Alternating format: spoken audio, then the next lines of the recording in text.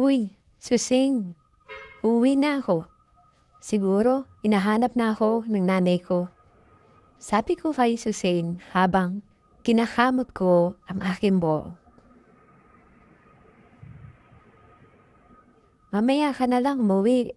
Alam naman nila na nandito ka, di ba? Kaya hindi ka nila hahanapin. Yan ang sabi niya sa akin habang mahigpit ang kanyang pagkakayakap sa akin.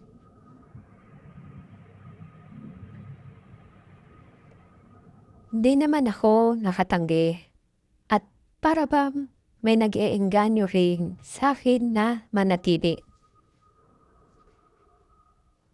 Humiga kaming dalawa, magkatabi, at syempre, panay pa rin ang kanyang pagkakayakap sa akin.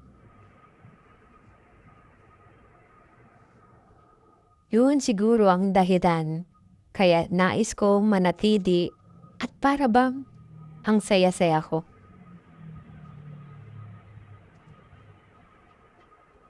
Kaya naman, ganun din ako, niyakap ko rin siya. Naamoy ko pa ang kanyang pabangong ginamit. Tahimik kaming dalawa sa loob ng bahay.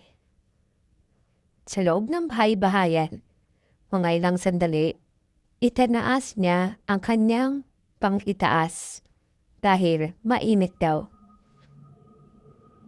At sabi niya na alisin ko rin ang pang-itaas ko dahil mainitan daw din ako. Mga ilang sandali pa ay naramdaman kong parang kinikiskis niya ang kanyang rosas sa aking tiyan.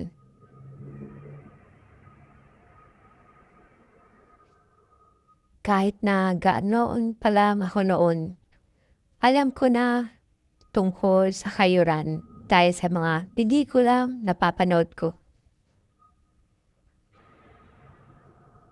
May isa rin kasing taga sa amin na may generator at kapag linggo ay nagpapalabas siya ng mga panoorin. At doon ay nagbabayad lang kami ng 2 pesos kada isang tao.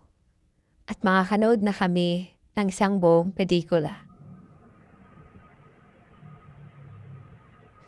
At kapag naman hating gabi, na doon na siya nagsasalam ng mga pangmatanda na alam niyo na.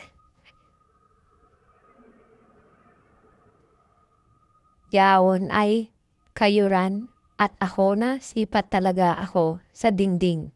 Kaya alam ko yun.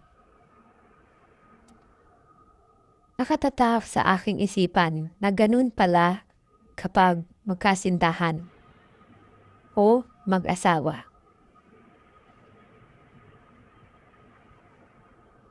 May tagpo ng nagkayakapan at magkatabi sa higaan at nagawa ng milagro pero hindi ko alam ang pakiramdam nun.